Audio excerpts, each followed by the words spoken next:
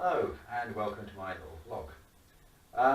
Today what we're going to do is compare the Hubsan H501S, or X4 Desire as it's written on the top there, against the Hubsan H501A, which is the new upgraded version from the H501S. Looks exactly the same, but has a few extra features, which we'll go through later.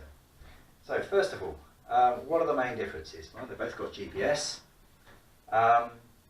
different controllers. This one will use your phone, this one will use its own bespoke controller. Main features that are really different. So first of all, inside here, this is very, very light.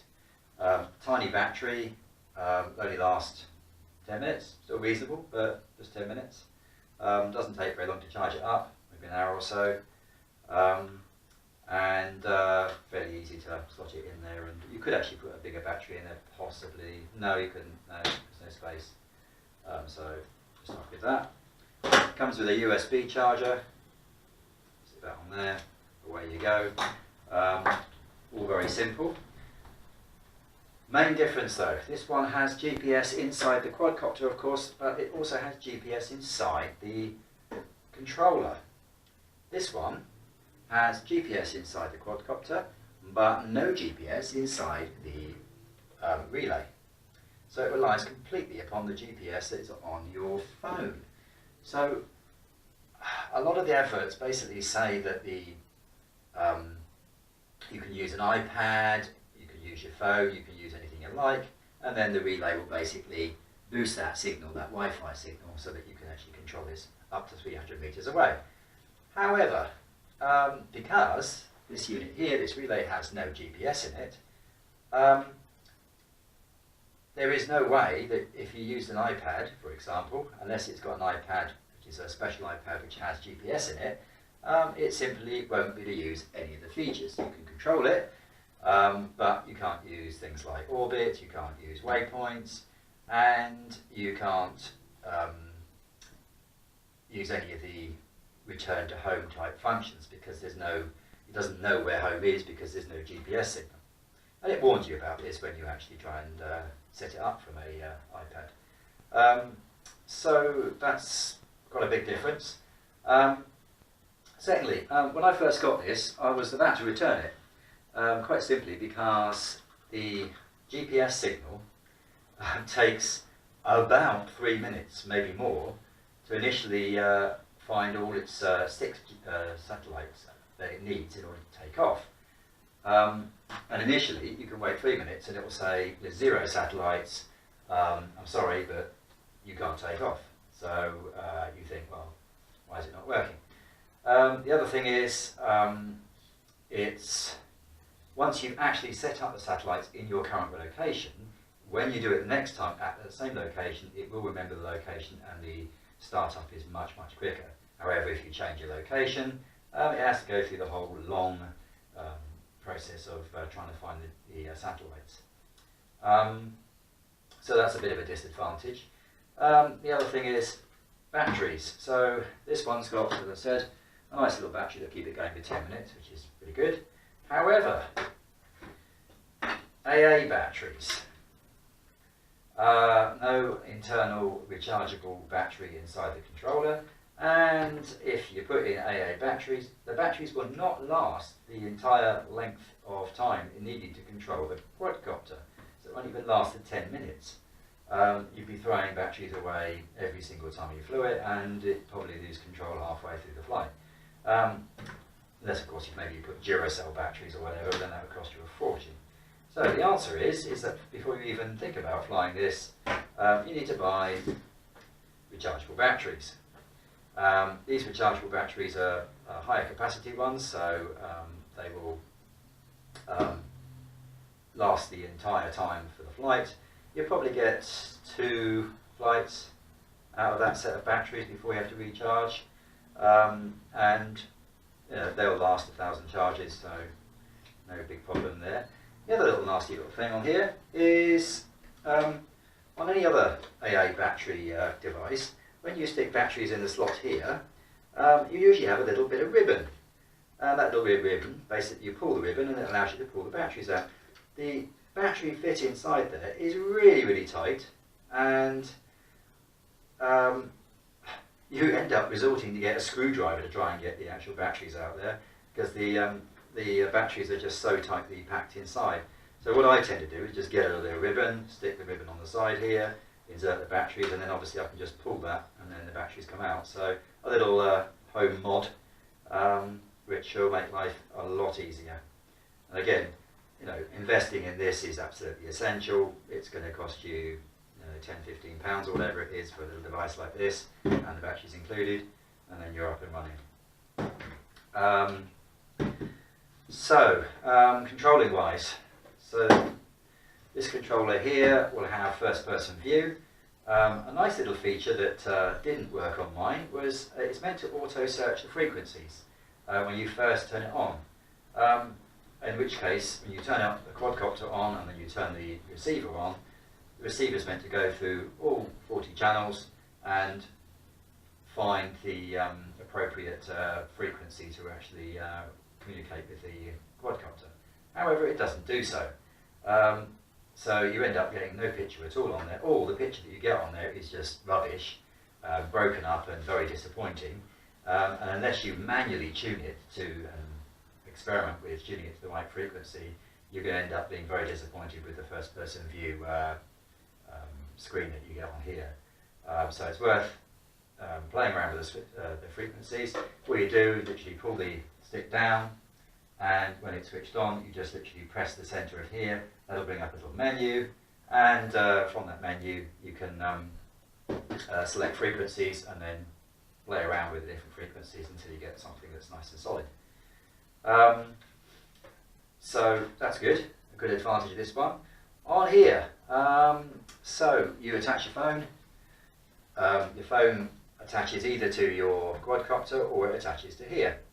However, there is something that it sort of mentions in the instructions. Some other videos that I've seen of how to get this all set up are somewhat wanting, in the fact that it doesn't tell you one nice little feature, which is that you power this up, you power this up, this communicates automatically with that, no problem. However, when you connect to this device here from your phone, the first time that you boot up the app, you have to go to the settings menu and then click on the relay tab, and then from the relay tab you then have to click on connect. Once you've actually done that once and connected this to this, it's a pairing effectively, we're pairing the relay to the actual quadcopter. After that you don't have to ever do it again, and next time you just literally just do your normal connect to Wi-Fi settings and it'll work. But I had a very frustrating time trying to connect the phone to actually control the quadcopter, because it just wouldn't do it until you actually paired up the device using the menu settings. So one to be warned of there. The other thing is I've got a Motorola G4, which is a fairly recent sort of phone, Android. Haven't got it overloaded with too many apps or anything. However, really disappointing first-person view from it. Now I'm working on this to try and see if I can take a few apps off my phone, or see if there's any other application that might be interfering with the Wi-Fi. However, so far I haven't had any luck, and basically I tried it with my friend's iPhone, which is an iPhone 6S, and it worked absolutely seamlessly. So a little tip there: if you've got an iPhone, you're not going to get any problems with your first person view, and it will work seamlessly, certainly up to 150 meters away. I haven't really tested it much more than that. If you have an Android, you're just going to be really disappointed, not with the actual quality of the image, but with the response time. So what happens is that you end up getting a single frame, it freezes, and then it'll update, say maybe 6 or 7 seconds later, which is completely unacceptable for first person view. So again, one to be wary of there. The great thing about this is setup. So I was thinking, Hubsan, maybe the setup for GPS, etc. is going to be similar. No way. As soon as you power this one up, it takes a few seconds. I'll just show you. I'm going to stick the battery in, This is same every time, so it's not anything different. But all you've got is, let's get the connections right, there we go. I'll leave that open for the moment just for demonstration purposes, but if you listen and count, I think that's going to be about 10 seconds. There you go. And that's ready to receive the signal. This one here, little button on the back, turn the button on, you'll get indication of the battery level. There's 4 indicator bars there, so at the moment that's showing fully charged. Little red light showing waiting for the signal from the quadcopter to be initialized. Once it goes green, there we go. It's now, the Wi-Fi is now up and running and it was talking to the quadcopter. However, has no functionality until you've actually paired it with the phone. At that point, when you connect your phone up, provided that you're outside and within GPS signals, because your phone is generally on all the time and looking for satellites all the time, there is no satellite initialization period. So the quadcopter finds satellites immediately, and so does your phone. So whether it uses some clever communications to try and find out where the satellites are, I don't know. But bottom line is from a user's point of view, there's no delay. You haven't got to wait for 3 minutes for it to figure out where the satellites are, and you can fly it pretty much immediately, and it will tell you whether it's how many satellites it's got and whether it's suitable for flying. So that's good. As far as flying distance is concerned, I've taken this one only sort of up to 300 feet or so. Again, first person view, no problem, apart from with the Android. And certainly controlling point of view, absolutely no problem at all, completely seamless. Very, very solid in pretty much any conditions that I've tried it so far, reasonable conditions, that is, of wind. And this one is perfectly capable. Considering it's so light and flimsy, you'd think that it would be wobbling about all over the place. However, it's pretty good. Once it's up and running, it's found its GPS. The GPS hold works perfectly. I did have some issues, and I've had it also with this one. If you're trying to use Follow Me, I had some situations where it just simply wasn't going to work. You press Follow Me and it just sat there and didn't do any following. So there didn't seem to be any problem with the GPS. However, when you first calibrate it, it really depends on how patient you are in calibration to how accurate it is at the Follow Me. So if you very, very carefully turn it round very, very slowly and are very patient, and you're away from any other magnetic influences, like the receiver itself possibly, or big power lines and that sort of thing, then I think you're okay. The same goes to this one here. Again, the more time you spend calibrating it and the more patience you spend just turning it very slowly, then much more accurate results will happen for the Follow Me mode and Orbit mode in this case. I've tested out Orbit mode and Follow Me and it works fine. Some people have had issues with the Orbit, but it does basically, it sets a point of interest of where you are, where this is, and then it will then circuit that point of interest, and it does exactly the same when you do your setting up your different waypoints. So you'll set the waypoints up on the phone. Once you set the waypoints up on the phone, you submit it, launch it, you press done.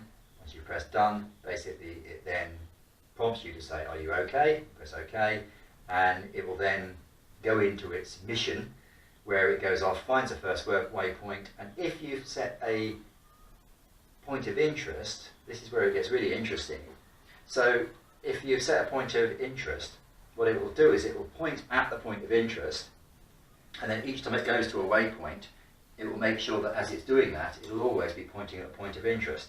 So that's a really useful feature. So say for example, from certain filming sort of work, that's exactly the sort of thing you want to do, is that you don't want to be filming necessarily the actual circuit of doing the waypoints, which is exactly what it will do. It will literally point the camera in the position and direction of where the waypoint is until it gets there. It then turns to the new waypoint and then goes off the new waypoint and then turns and then so on.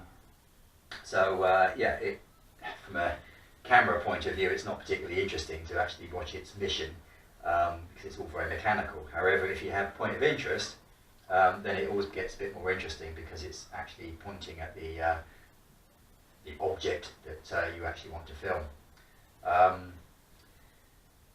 That's that. The battery on this one is nice big battery. Does last, as it says on the tin, about 20 minutes. I've done a couple of missions and it's no problem. It does have quite a lot of safety built into it, so you will find that it'll beep at you after, say, the battery gets down to 40% and you're a reasonable distance away. It does some clever stuff in order to make sure that it'll always get home. So if you're sending it out on a second mission, for example, and the battery's at 50%, you'll find that mission will probably cut short, and so it'll only do 2 or 3 waypoints, and then it will just come and return home. You'll be thinking, oh, it's broken, it doesn't work. Not the case. It's just literally, it's got its own safety mechanism in there to bring the quadcopter back home without it landing out and you losing it.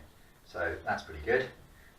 Charging of this battery, I did have an issue with the battery charger. Unfortunately, I think it was just one of those things. It says it's passed on its quality control. However, when I plugged this into the charger, it didn't charge the battery. All that happened is it came up with flashing lights on here, which basically means to say that there's a fault with the battery rather than that actually it's charging it. So I never actually got a single charge out of that supplied Hubsan balance charger.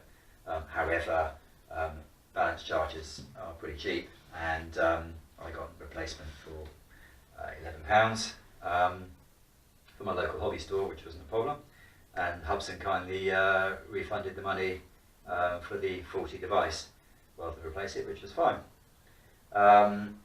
The little receiver here, now I've just left it on for a few minutes, and you can see it's still 100% battery.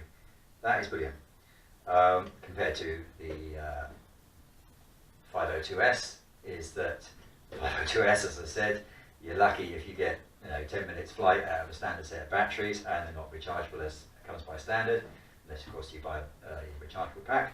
In this case, it's got a nice little LiPo battery in there, nice and light, feels really nice to hold, and good flexibility for most sizes of phones, and it lasts a long time. I think it would probably, you'd probably take 2 or maybe even 3 of these batteries out with you to fly this, and this would still not need charging. It's very resilient and no problem at all. And again, if you want to charge it, it comes with a little USB charger. So in theory, if you really were worried about that, you could literally stick your USB charger in here, put that into a power bank, and then you'd never have to worry about it ever running out of signal or battery on the relay. Okay, so that's covered that. Again, it probably takes a couple of hours to charge that up, as you would expect, but not a big deal as it lasts for so long. That's it. Thanks for watching. And any questions, I'll try and respond to them in your comments that you leave. And if you want to subscribe, then fair enough. Thank you very much.